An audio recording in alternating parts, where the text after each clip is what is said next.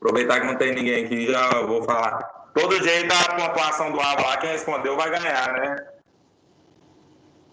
Sim. Aquele trabalho lá, igual eu te falei, eu procurei as referências. Essa parte do autotrack lá não tem nada para fazer, ué. Só tem mangueira e válvula. Não achei referência nenhuma. Nossa, Rodrigo, dá para fazer muita coisa. Não, fazer de mangueira. Fala de mangueira. Uai, mangueira é um elemento mecânico flexível. Tem muito material.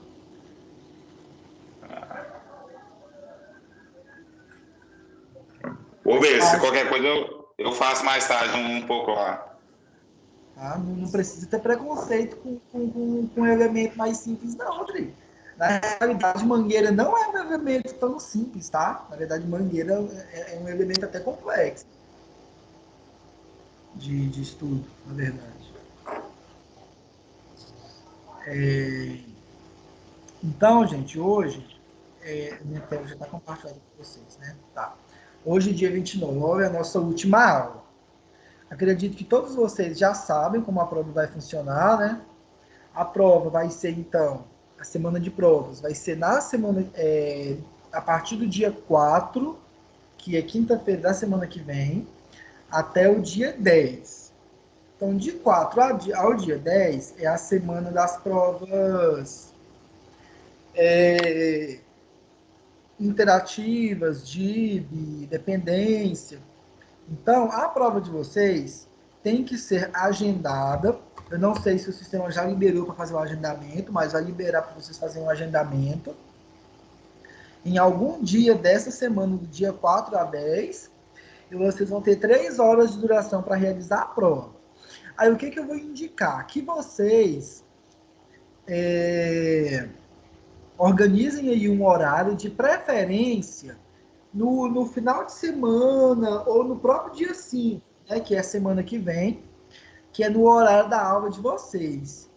E aí vocês já aproveitem esse horário, que é o horário da aula, já que não terá aula, e façam já a prova de vocês, tá? Porque aí, na semana, nos dias 8, 9 e 10, são aqueles dias que todo mundo vai querer ficar entrando para fazer prova. Então, para que vocês não tenham problemas de instabilidade, que dê tudo certo, façam a prova aí mais rápido, tá bom? Então, como vocês vão ter essa opção de escolher o dia, eu sugiro que escolham no próprio dia da nossa aula, que já é o dia 5. Se não der para fazer, faça no dia 6, 7, tá? Mas já faz logo, não deixe de fazer nos últimos dias, não. Muitos alunos, na verdade, assim, não foi um número tão alto, né? Mas alguns alunos já me mandaram seus trabalhos, eu vou estar recebendo ainda, e quem quiser mandar ainda até amanhã, pode mandar, que eu não vou corrigir ainda nem hoje, tá? Amanhã provavelmente também não, só domingo ou segunda que eu vou estar vendo esses trabalhos. Então, podem estar mandando ainda que eu vou estar recebendo. Mas de segunda para frente não tem mais como. De segunda-feira para frente eu já vou lançar as notas, então eu não vou mais ficar entrando no sistema, tá? Para lançar esses trabalhos. Então, até do sábado ou domingo vocês podem mandar para mim. Na aula de hoje, a gente vai finalizar, então, com a nossa última aula, a gente vai finalizar o último capítulo da unidade que a gente está trabalhando, né? Na verdade, as últimas partes da unidade, que é a unidade 4. E eu não vou prolongar muito, que na realidade, como a prova não é elaborada por mim, vocês vão ter que acabar ficando com esse livro salvo, para poder utilizar na hora da prova, tirar alguma dúvida se precisar. Tá? Mas a gente vai finalizar a nossa ementa hoje sim. A gente já tá praticamente finalizado nela, mas a gente precisa concluir alguns itens ainda. Tá? Ô, Daniel, aí eles falaram alguma coisa a respeito, por exemplo, se cair eu posso entrar de novo, aquele jeito normal? Foi igual à minha prova. Teve aluno que saía e conseguia entrar de novo. Só que tem no máximo 3 horas. Então, você vai entrar, só que nesse período de 3 horas, a partir do instante que você entrar, você tem que concluir, entendeu? Então, se cair, tentar conectar de novo, tentar se organizar de novo, tá? Eu não sei se... Aí, se acontecer, caiu, não voltou mais, aconteceu algum caso extremo, aí vai ter que acabar fazendo uma segunda prova. Aí vai marcar a substitutiva e você faz a substitutiva, tá bom? Porque se perder a primeira por algum motivo desses, você tem direito a fazê-la de novo. Não vai ser a mesma prova, logicamente, vai ser uma outra prova para substituir essa, mas tem como fazer mais assim, é um caso extremo, tá bom? Vamos organizar para que isso não precise acontecer.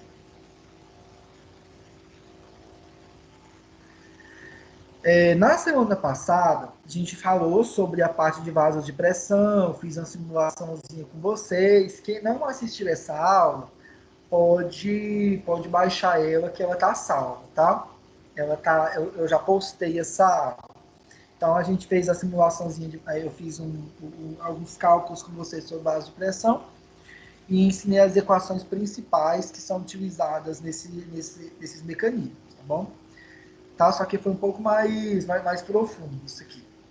E aí, hoje, a gente vai falar um pouco sobre sobre alguns conjuntos que falta finalizar.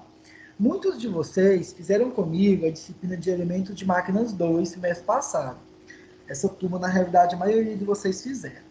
Então, quem já fez essa disciplina, não vai ser difícil essa parte, porque é um pouco do que a gente já trabalhou, né? Quando a gente já estudou a parte de engrenagens, nós vimos vários modelos e várias configurações que as engrenagens podem ter, né?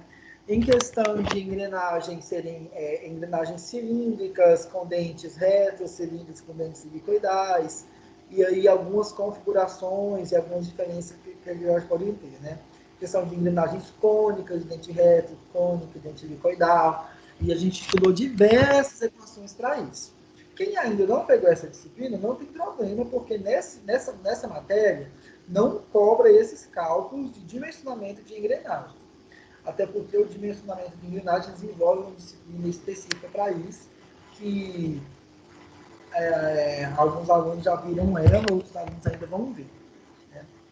Então, o que trata sobre engrenagens na parte de projetos de máquinas é o arranjo, tá bom? Porque a gente trabalhou com engrenagens em elementos de máquinas 2, falando da engrenagem em si do projeto e de como que as equações de projeto de engrenagens são utilizadas. Lá, nós estudamos a equação de Leves, né? A equação de Leves é uma equação baseada nos princípios de resistência dos materiais para poder calcular engrenagens.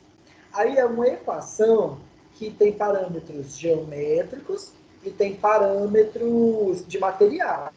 E aí calcula para saber o que a engrenagem suporta de tensões.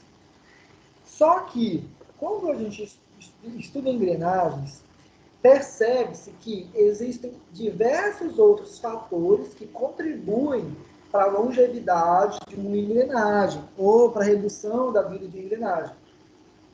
Esses fatores são estudados pela Associação Americana de Fabricação de Engrenagens, a AGNE. E quando a gente estuda essa disciplina de engrenagens, a gente estuda todos esses fatores que importam. Então, quem já fez essa matéria viu que tem fator de velocidade, dependendo da velocidade da engrenagem, sua vida útil vai diminuir, velocidade de rotação. Tem fator de choques, dependendo da quantidade de choques que tem na engrenagem. Tem os fatores que envolvem os concentradores de tensão, que podem ocorrer devido à geometria. Enfim, existem vários fatores, tá bom? Que importam, que são importantes na confecção de uma engrenagem. Então, é importante entender que existe a equação de Leves. Então, quando você estuda equação de engrenagem, geralmente é essa equação. Eu não vou mostrar ele aqui agora, porque não precisa, não entra nessa disciplina. Eu só estou citando isso para que alguns alunos que já estudou relembre essa parte. E quando você tem a equação de Leves, você tem uma equação totalmente teórica. E quando você tem as equações da Agma, são equações baseadas na equação de Leves, mas que envolvem vários fatores práticos. Como a Agma é uma associação, ela reformula os seus equacionamentos de acordo com a necessidade, de acordo com as novas tecnologias e as novas informações que o mercado propõe, né? Porque é um organismo vivo, né? Uma equação que não é uma lei. Quando eu falo de equações de engrenagem, gente, não são equações que são leis, são equações que podem ser modificadas dependendo do tipo de fabricação, enfim, depende de vários fatores e ao longo do tempo podem haver melhorias nesses equacionamentos. Tá, tudo bem. O que entra em projeto de máquinas? Né? Em projeto de máquinas, a gente vai estudar os diferentes arranjos e trens de engrenagens que são possíveis de serem elaborados. Tá? Quando eu tenho um trem de engrenagens que tem apenas duas engrenagens, igual está mostrando aqui nessa imagem, em que as duas engrenagens têm seus centros fixos e suas rotações são transmitidas de uma engrenagem motora para uma engrenagem movida, eu tenho um trem de engrenagem simples. É uma engrenagem simples, um engrenamento simples, está passando movimento de uma para outra. Agora, existem diferentes modelos de trens de engrenagem de ser gerados, tá? Então, nesse primeiro exemplo, aqui do lado esquerdo, eu tenho um trem de engrenagem simples, em que eu tenho 3 engrenagens. Todas as vezes que vocês virem na literatura trem de engrenagem simples, vocês têm que entender o seguinte: cada engrenagem está em um eixo individual e elas estão todas paralelas. Então, essas 3 engrenagens aqui estão paralelas, os eixos estão com uma engrenagem só. Cada eixo tem apenas uma engrenagem e está passando movimento. Quando eu tenho um eixo que possui 2 engrenagens ou mais, na literatura isso é chamado de trem de engrenagem composto. Tá? Teve algum aluno, eu não lembro o nome dele, que fez TCC sobre fabricação de engrenagens. E assim, foi um dos maiores TCC que eu dei uma lida, sabe? Que eu li nesses dias. Ficou muito bom, eu gostei bastante. Depois eu vou até lembrar quem foi, porque é muito aluno, eu vou lembrar quem foi o aluno que fez esse TCC, para salvar ele. Ficou muito bom. E quando alguém se propõe a estudar engrenagens, você percebe que é um estudo que entende-se, né? Eu entendo que cada aluno que escolhe um tema de TCC, ele vai aprofundar naquele assunto, seja por interesse didático, ou seja por interesse profissional. E esse aluno em específico, ele trabalha com fabricação de engrenagens, então ficou um trabalho muito bom. E eu acho que até na turma de vocês, tem que lembrar depois. Se for alguém de vocês que está assistindo a aula depois, pode até se manifestar. E então, eu lembrei disso porque ele falava muito sobre esses 3 engrenagens. Então, quando eu tenho duas ou mais engrenagens que são sobre o mesmo eixo, na literatura isso vai se chamar trem de engrenagem composto. Tá bom? Em trens de engrenagens compostos, eu posso ter diversas configurações. E é importante que vocês saibam ler essa transmissão de potência, tanto numa escala frontal, tanto numa leitura frontal, como numa leitura numa vista superior, como está mostrado aqui nesse exemplo do lado direito. Então, se vocês observarem, ó, existem 3 eixos nesse sistema. Tá? O que geralmente é cobrado quando é prova institucional é interpretação. Eles dão geralmente uma imagem, vão dar algumas informações e você tem que interpretar o que está acontecendo com uma imagem como essa. Então, ó, o que está acontecendo? Se está mostrando a entrada Na engrenagem 1, quer dizer que a engrenagem 1 é a engrenagem motora, tá bom? A engrenagem 2 é uma engrenagem movida com relação a 1, porque existe o conceito de engrenagem motora e de engrenagem movida. Em alguns momentos, uma engrenagem pode ser motora e movida. Vai depender de qual relação que eu estou tratando, tá bom? Então, ó, entre a engrenagem 1 e 2, a 1 é a motora e a 2 é a movida. Uma vez que a engrenagem 2 é movida, ela vai girar este eixo, no qual a 2 e a 3 está ligado, e a engrenagem 3, consequentemente, também vai receber esse movimento. E a engrenagem 3 vai se tornar a engrenagem motora em relação à engrenagem 4. A engrenagem 4 vai ser a engrenagem de saída. Então, nesse trem de engrenagem, se questionar, esse trem é simples, esse trem é composto, é um trem composto que tem 3 eixos. Pronto. Tá? Não tem dificuldade nessa interpretação.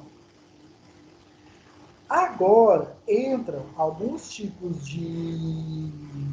Aí aqui, ó, nesse exemplo C, é um trem de engrenagens composto também, tá? Tem algumas diferenças com relação à reversão de sentido, mas é uma parte que a gente já trabalhou antes, então já falou sobre essa questão da engrenagem transmitir velocidade, rotação no sentido horário, no anti-horário. Essa parte a gente já falou na parte de correias e são os mesmos conceitos, tá bom? E aqui, agora, a gente começa um estudo de engrenagens epicicloidais. Quando a gente estudou em elementos de máquinas, essa parte das engrenagens epicicloidais, eu só citei isso, né, na verdade, não foi um assunto assim muito bem abordado, mas a gente vai falar delas agora, tá?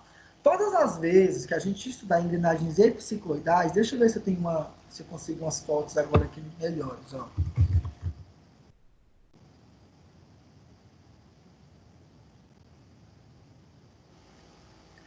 Tá, vou colocar um GIF aqui.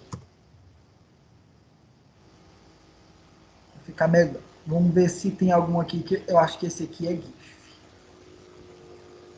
Um conjunto epicicloidal, gente, é um arranjo, tá? É um arranjo de engrenagens, onde vai existir vai existir engrenagens motoras e movidas, só que vai existir engrenagens que vai girar com relação a outras, tá?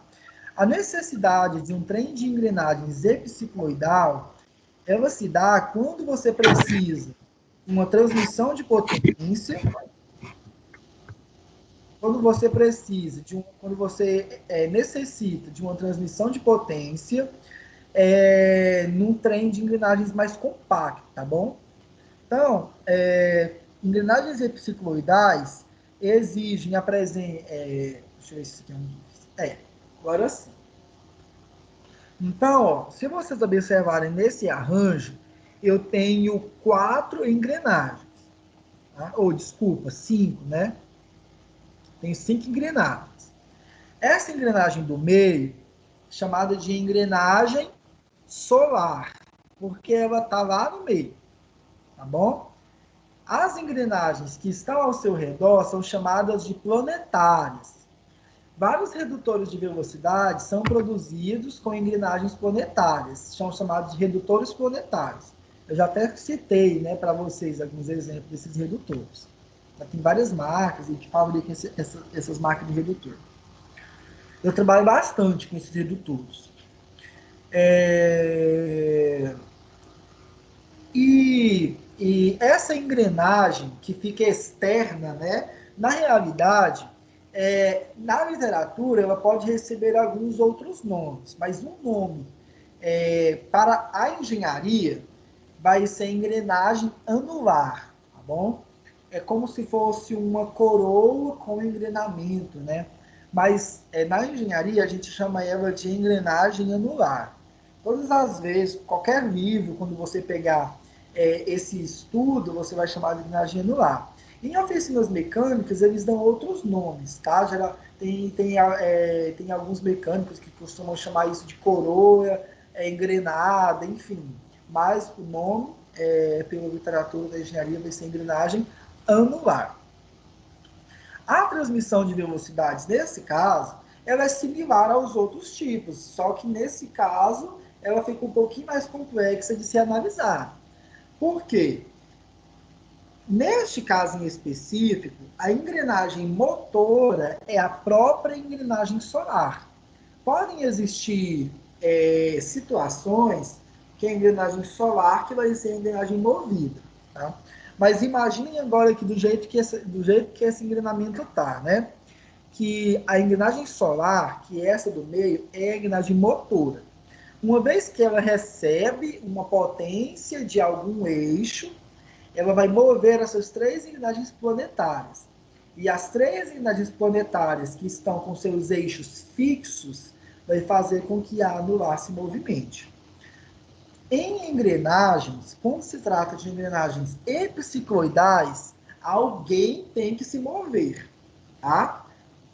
Alguém tem que ter um movimento rotativo linear, porque senão está travado, né? Vamos dizer, senão o sistema fica travado. Deixa eu ver se eu tenho outro exemplo aqui. Esse aqui não é um GIF, não. Mas assim, vocês conseguem perceber que é o mesmo, está no mesmo intuito, né? O estudo, que eu achei que você quer um GIFzinho também. E existem diversas configurações, tá? Para engrenagens epicicloidais. Também. Nesse primeiro caso aqui, ó, é uma engrenagem epicicloidal, mesmo que não tenha aquela aparência, né? Aquela aparência que eu acabei de mostrar, mas é uma engrenagem que vai se movimentar com relação à outra, tá bom? O termo epicicloidal, ele está nesse sentido, é uma engrenagem, porque ó, a diferença desse ciclo para esse, por exemplo, nesse ciclo aqui, ó, as duas engrenagens estarão em sentido de rotação, mas os seus eixos, os seus centros estão fixos. No caso da epicicloidal, o centro nem sempre vai ser fixo. A engrenagem 1 tem um centro fixo, de fato, que essa vai ser a engrenagem solar. A engrenagem 2 vai ser a engrenagem planetária, mas o seu eixo é móvel. Tá? Então, esse braço rotativo vai provocar a rotação da engrenagem 2. Bom, e como o eixo dele é móvel, ela vai rotacionar em relação a 1. Ô, Daniel, qual que é a aplicação aí do planetário? Engrenagens planetárias podem ser usadas em vários mecanismos. Eu utilizo geralmente em redutores de velocidade, tá bom? São muito usados em redutores de velocidade mais compactos. Esse modelo aqui, ó, é um redutor de velocidades que eu geralmente trabalho. Esse aqui, ó. Ele tem aquele mesmo princípio, tá bom? Tem uma engrenagem solar aqui, e esse movimento vai... deixa eu pegar aqui, ó. Deixa eu pegar uma imagem melhor. Opa. Acho que o redutor planetário mesmo, ele tem esse formato, né? Vai ter um eixo de entrada, um de saída, e aqui dentro vai ter um sistema de engrenagens planetárias, tá? Esses, ó. Não, esse aqui não é um redutor planetário. É um redutor planetário, sim. Tá? É muito usado nessa parte de redução mesmo, tá? São essas imagens. Gente, uma vez, quando eu fui ensinar isso aqui pela primeira vez numa turma dessa disciplina, eu tentei fazer isso no quadro. Ficou ridículo. Pelo menos aqui dá para eu mostrar essas imagens para vocês aqui. A gente vai pesquisando, vou pesquisando, já mostrando para vocês. Tá? Esse aqui, desenhar isso aqui, do jeito que eu desenho, meu Deus, foi uma tragédia. Tá? Mas, deixa eu ver se tem. Vou pesquisar o CW12. Vou ver se o CW. Não. CW12. Deixa eu ver se tem foto do CW12 aqui. Tem. Mas esse aqui já funciona com. Os desenhos estão muito pequenininhos. Tá a vista explodida dele. Mas existe uma um conjunto de planetários aqui também, tá? Tá aqui, ó. A imagem não tá ficando muito grande para vocês. Mas existe um conjunto de planetários nele também, tá? Então, eu conheço bastante aplicação nesse setor mesmo, tá? Setor agroindustrial, a maioria dos mecanismos são utilizados. Redutores de roda. Ah, gente, ó, sabe o pulverizador que vocês estão trabalhando? Então, bora lá. Esses pulverizadores, eles têm conjunto de engrenagens planetárias, tá? Opa, aqui, ó. As planetárias dela ficam no redutor de roda. Aqui, ó, né, cada uma dessas rodas tem um motor. E nesse motor tem um redutor de velocidade sendo utilizado, tá? Bem aqui embaixo, ó, tem um redutorzinho de velocidades bem aqui, ó. Esse redutor é um redutor planetário, tá? É o redutor que funciona pelo princípio planetário. O eixo de entrada ele é movido por um motor hidráulico. Esse motor hidráulico vai transmitir a potência para esse redutor, e esse redutor planetário já está nas dimensões, nas características específicas para a rotação dos pneus, da roda. Tá? Então, bem aqui é o redutor planetário. Não está mostrando a vista aqui direitinho, mas aqui é o redutor planetário. Tá bom? Enfim, continuando. E existem algumas configurações diferentes, tá? Que isso pode ser feito. Tem trens de engrenagens epicicloidais internos. Então, ó, no caso, essa 2 vai estar sendo movida no interior dessa engrenagem fixa, que vai ser a engrenagem solar. Aqui nesse outro exemplo, tem uma anular, ó, a engrenagem anular aqui agora. Então, ó, trem de engrenagens epicicloidais com engrenagem anular. Neste caso, agora, eu tenho uma engrenagem anular aqui dentro. Aqui é uma engrenagem anular que pode ou não estar sendo movida. Nesse caso, está sendo movida. Tipicamente, ó, saída típica. Tipicamente, geralmente, é o movimento da anular que vai ser a saída. A própria engrenagem anular já vai ser a saída para alguma coisa, para algum processo, tá bom? Que pode ser realizado. Nesse caso, eu tenho vários conjuntos. Eu tenho uma engrenagem, que é a minha solar principal. Eu tenho um braço carregador, que é esse item 4. Geralmente, às vezes é o próprio braço, né, que provoca o movimento. Mas isso aqui não é muito comum nesses redutores que eu passei para vocês. Nos redutores que eu passei para vocês, geralmente o eixo de entrada ele vai na solar, tá bom? Geralmente. E a engrenagem 2 é a planetária e a engrenagem 3 é a anular, tá bom? Então esses nomes aí é importante que vocês entendam e aprendam sobre eles agora. E aí, gente, existem a parte de cálculos de engrenagem, a parte de dimensionamento, vocês já viram em outra disciplina ou vão ver quem ainda não pegou elementos de máquinas 2, mas essa parte está em outra emenda. Os alunos que já pegaram comigo viram que a gente ficou uns 2 meses falando disso. Então, assim, é uma disciplina grande, tá? E bem pesada, na verdade, eu considero. Então, essa parte de cálculo se vê lá. Aqui a gente não vai estudar esses equacionamentos. Tá? Não é cobrado também.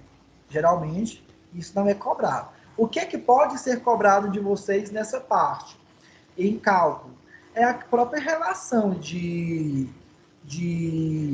velocidade que está sendo transmitida de uma para outra. Tá? Mas isso aí também é a mesmo conceito que a gente viu para a parte de corridas. Tá bom? E então essa parte de engrenagens é bem resumida, é bem compacta aqui no livro de vocês. Então eu tentei trazer outros exemplos, tá? Para mostrar. O próprio livro mesmo vai tratar sobre, teoricamente, sobre essa mesma parte. Só que, como eu disse, cálculo, eu não vou entrar aqui agora, que não é o nosso intuito. O que tem a mais para a gente verificar são os na parte de variador, né? A parte de variador de velocidades. Tem alguns alunos nessa própria turma de vocês que trabalham com manutenção automotiva e que tem muita experiência quanto a isso, né? Então esses alunos até entendem bastante como isso funciona.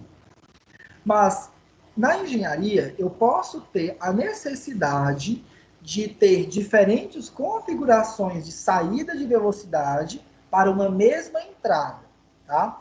Então, eu entendo que eu vou fornecer uma dada potência de entrada de velocidade em algum sistema e a saída, em hora ou outra, eu posso ter a necessidade de uma mudança dessa velocidade.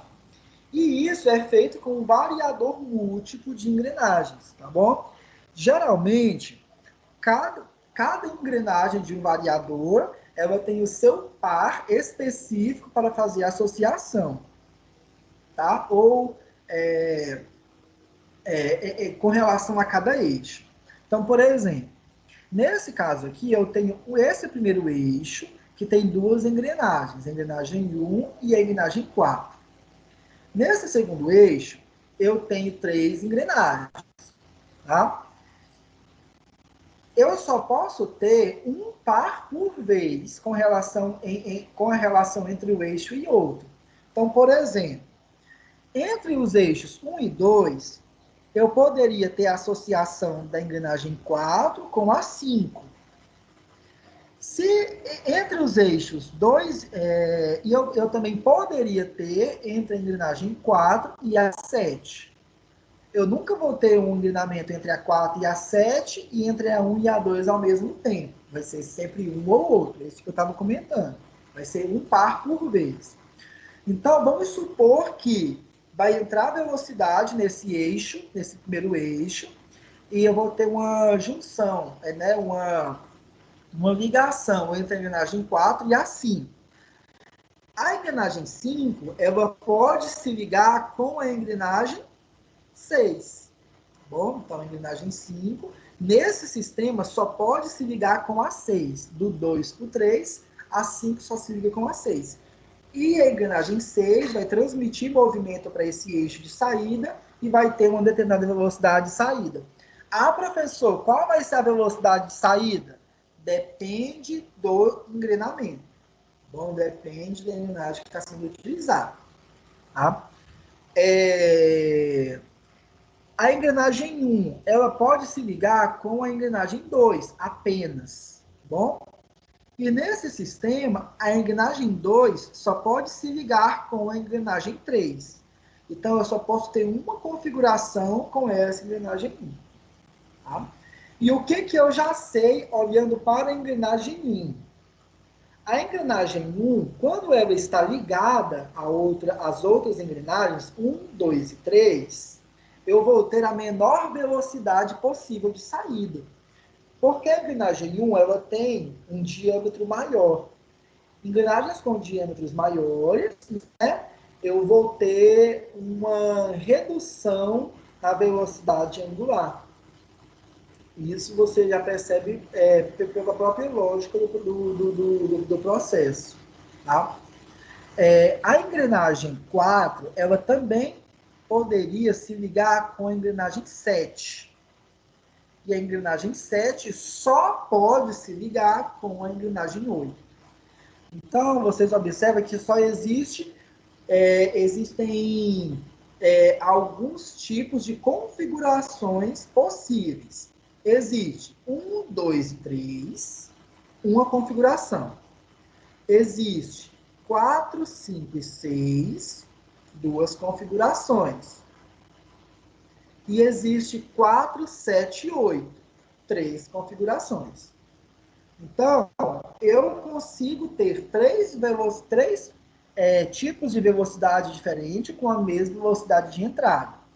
Então, gente, esse tipo de análise também você tem que saber fazer, tá bom? E pode ser cobrado em prova.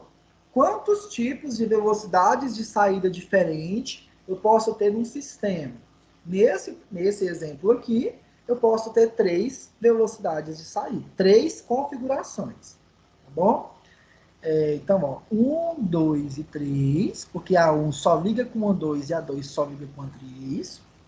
Eu tenho 4, 5 e 6, ou 4, 7 e 8. Pronto.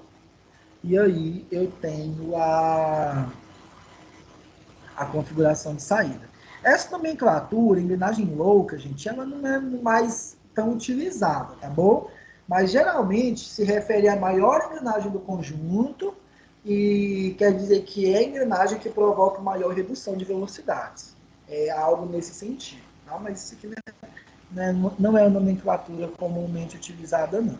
Mas às vezes vocês podem ver isso em algum lugar, quer dizer que é uma engrenagem alta que provoca uma diminuição da velocidade angular. Ó, tem aluno mandando trabalho aqui agora. Um monte de aluno começou a mandar trabalho de projeto de máquinas. Então isso aqui, gente, é um variador múltiplo de velocidades, tá bom? Assim, em termos práticos, vamos ver se eu acho algumas imagens.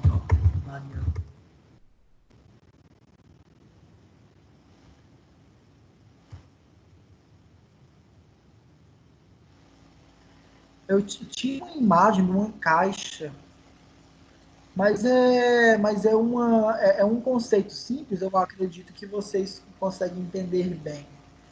Vou colocar aqui, ó, caixa de engrenagens.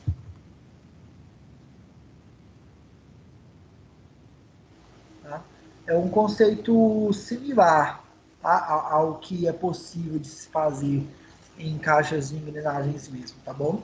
Quando eu tenho a possibilidade de mudar a configuração das engrenagens e essa mudança de configuração me permite diferentes velocidades de saída, quer dizer que eu tenho um variador de velocidade de engrenagem. Tá bom? Então, nessa parte de engrenagens, ela só traz mesmo esses conceitos, esses princípios, porque são importantes na parte de projeto de máquinas, tá? Essa parte de entender como esses processos funcionam. Daí, eu até tinha comentado no início dessa disciplina com vocês, que ela relembra vários conceitos que a gente já estudou ao longo do curso. E alguns alunos, até dessa própria turma, já estudou comigo a parte de parafusos de potência também, tá?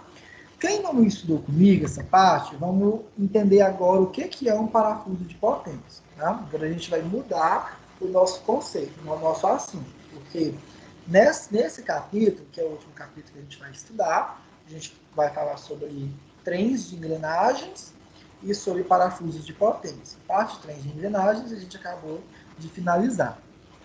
Parafusos de potência, elementos de máquina que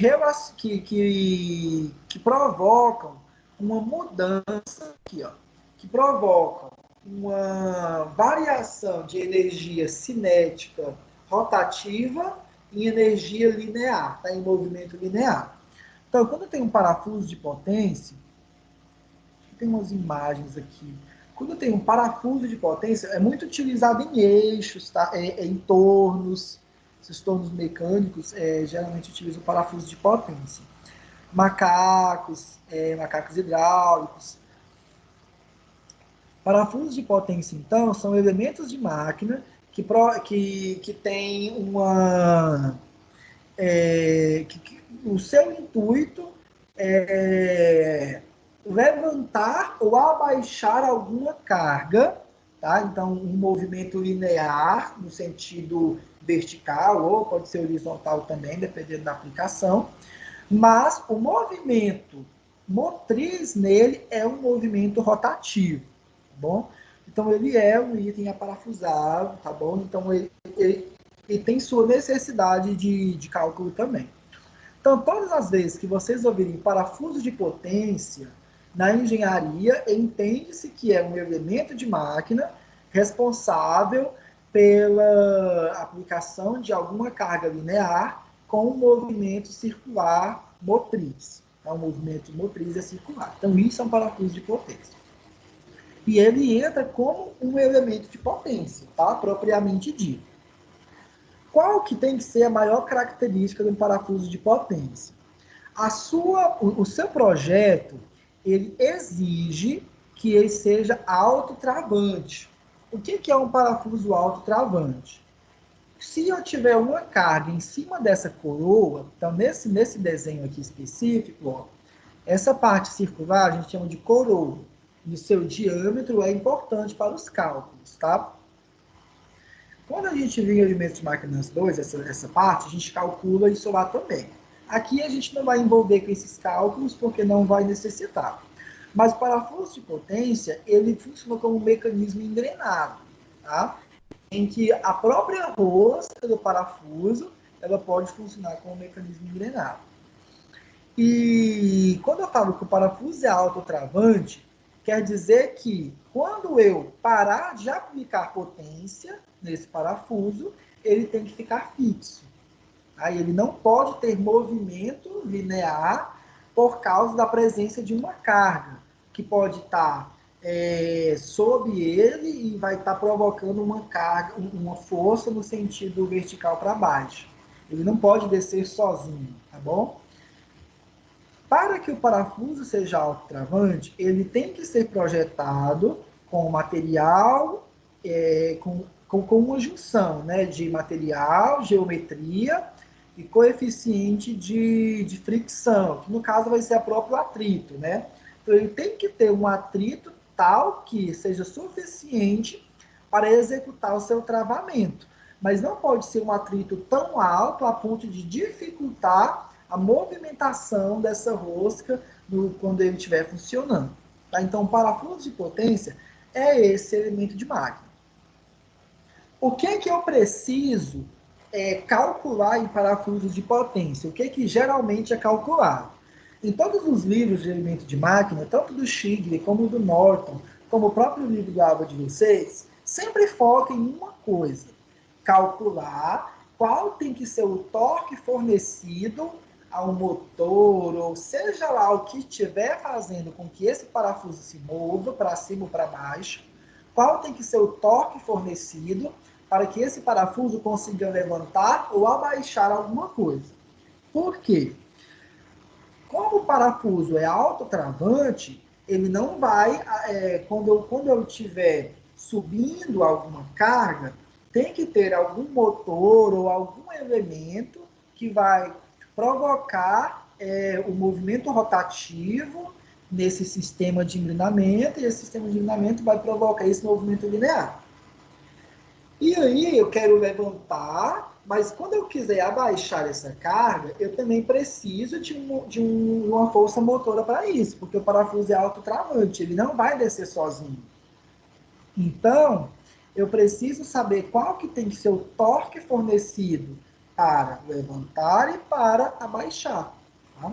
Então, geralmente, o que se cobra não é nem o que se cobra, é o que se estuda, né? O que se tem na literatura sobre esse elemento de máquina, é torque requerido para levantar ou para abaixar esse tipo de sistema. Vou voltar para o livro de vocês. No livro, ele mostra todos os... vários... dá os nomes, né? Dos diferentes pontos de estudo que são importantes aqui nesse caso. Ele mostra onde a carga vai estar aplicada, ele vai falar que aqui em cima vai chamar de coroa, e essa coroa tem um raio específico. Ele vai falar sobre o estudo dos dentes desse parafuso, como tem que ser, quais os nomes que são dados, né? A distância entre os filamentos, que no caso é o passo, qual vai ser a geometria desse filamento, se vai ser uma geometria quadrada, se vai ser trapezoidal, e eu posso ter diferentes configurações. Então, quem estuda essa parte de padronização de roscas, que é um estudo específico, que às vezes envolve até um curso e a pessoa tem que se dedicar, né? Tem que ter uma dedicação específica para estudar as diferentes padronizações.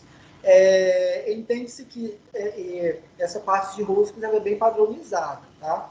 Então não é algo que a gente precisa ficar calculando ou projetando, que existem padronizações para isso. Mas uma vez que eu determino qual vai ser os tipos de rosca e as distâncias entre esses filamentos, eu consigo determinar, e aí eu calculei qual é o material, eu sei qual é o material que eu vou fabricar parafuso também, eu consigo determinar qual tem que ser o torque fornecido por uma máquina, por um motor, seja lá o que estiver movendo, para levantar uma carga com peso específico, um peso determinado, e para abaixar. Tá? Por que que eu calculo torque? Por que que eu calculo torque? Porque quando a gente estudou potência, nas primeiras aulas, a gente calculou que potência é torque vezes velocidade angular. Então, eu calculo o torque, a primeira coisa que eu faço é calcular o torque. E aí, eu vou ter a potência que essa máquina, né, a potência máxima que o motor trabalha, enfim, e aí eu posso eu posso utilizar, a variável que eu posso utilizar pode ser a própria velocidade angular. E aí eu posso ter uma variação de velocidade, né, porque a velocidade angular vai ser a velocidade de saída desse eixo. E essa velocidade angular, pelo engrenamento, vai ser transformada em movimento linear. Parecido com o sistema que a gente estudou de engrenagem sem fim, tá? A parte de engrenagem sem fim, a gente falou um pouquinho sobre isso também. É um movimento rotativo que vai passar para um movimento linear. Tá bom?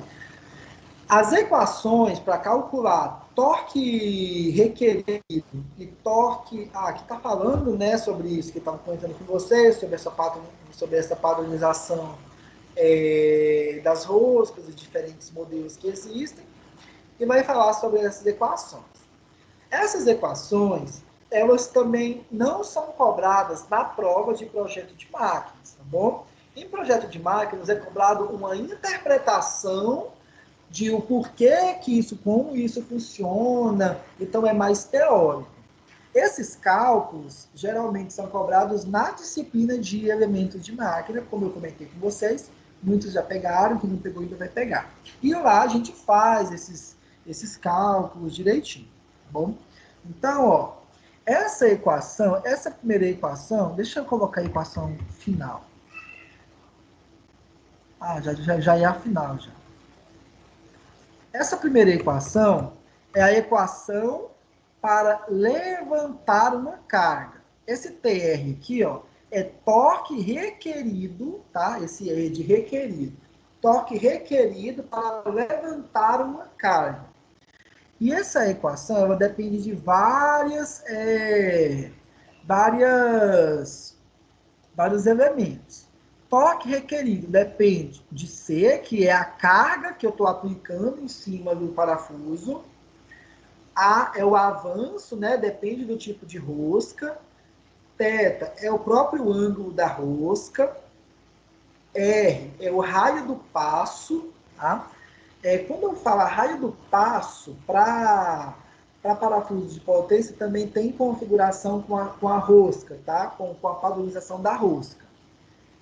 Mi é o coeficiente de atrito, né? O coeficiente de atrito do material e da rosca mesmo, tá? Porque é esse coeficiente de atrito que vai fazer com que a rosca seja autotravante. Então, ó, todos esses termos até agora a gente já conhece. E eu tenho aqui vezes C, que é a carga, vezes RC, vezes μC. RC é o raio do colar. Colar, gente, é isso aqui, ó.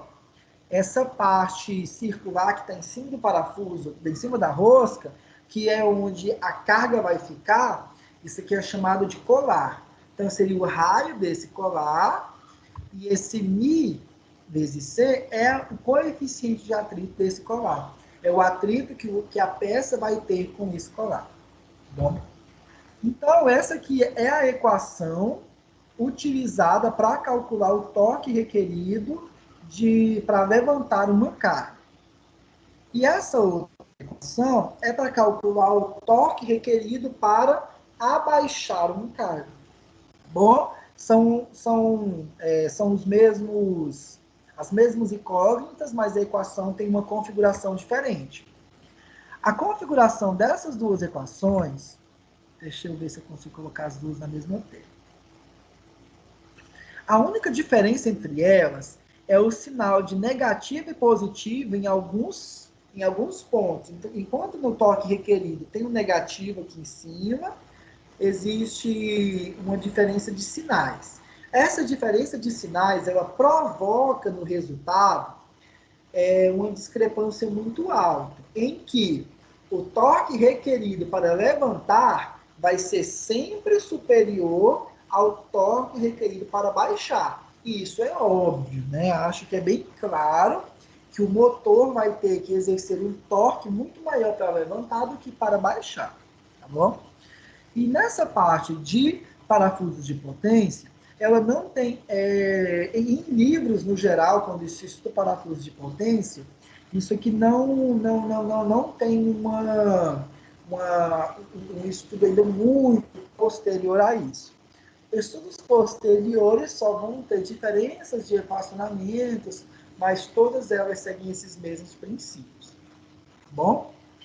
E aí, a gente consegue finalizar os nossos elementos. Tá? Dessa forma, a gente consegue finalizar os elementos que a gente vai estudar nessa parte da disciplina. Agora eu vou voltar aqui para a aula. Quero saber se alguém tem alguma dúvida, se todos conseguiram entender bem aí a nossa aula, apesar de que eu falei muito sozinho aqui, pouca gente participou hoje comigo. E eu quero saber, conseguiram compreender bem? Conseguiram entender bem a aula? Como é que vocês estão aí?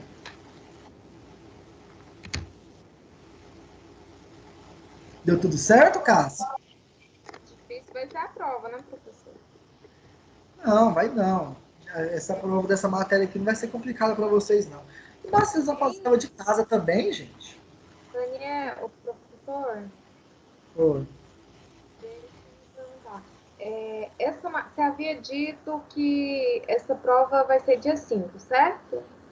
Essa prova, essa disciplina, ela é Não, DIB. sim, ela vai estar aberta, né, para a gente fazer dia 5, Isso. porque ela é DIB. Refrigeração, não, como é que fala? Geração de Geração, vapor? Geração. não, Isso. geração de vapor Essa, não é DIB.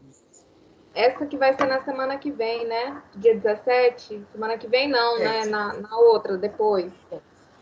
geração de vapor, a prova mesmo é dia 17, que é quarta-feira. Tá bom? Certo. Beleza. Beleza. Sim. Ô, Daniel, então fica assim, você é o melhor de todos mesmo, viu? Vou tentar fazer o trabalho Não. aqui. Quem não fez o trabalho, faz aí então, tá, gente? Professor, aquela nota lá do trabalho do AVA de geração e distribuição de vapor, você já lançou do trabalho ou é só da pontuação dos exercícios? Não, eu já lancei tudo, tá?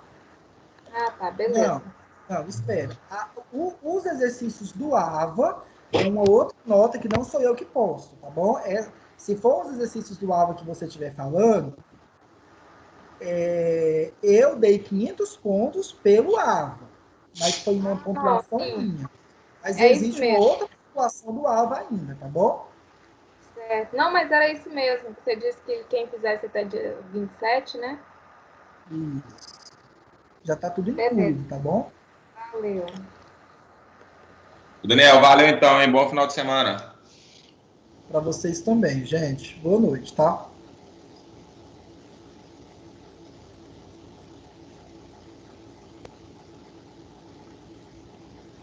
Valeu, mestre. Boa noite. Fique com Deus. Um abraço. Boa noite. Com Vou Deus, agarrar bicho. aqui e ver se eu consigo finalizar esse trabalho do senhor ainda hoje. Tá bom então, vou ficar na espera. Vou mandar até hoje a última data, né? Como que é? Oi?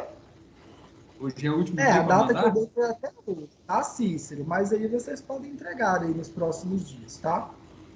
Ô, valeu, Daniel. Um abraço. Obrigado. E, sim, eu vou receber até domingo, tá bom? Segunda-feira eu já quero postar essas notas. Excelente. Obrigado, viu? Nada.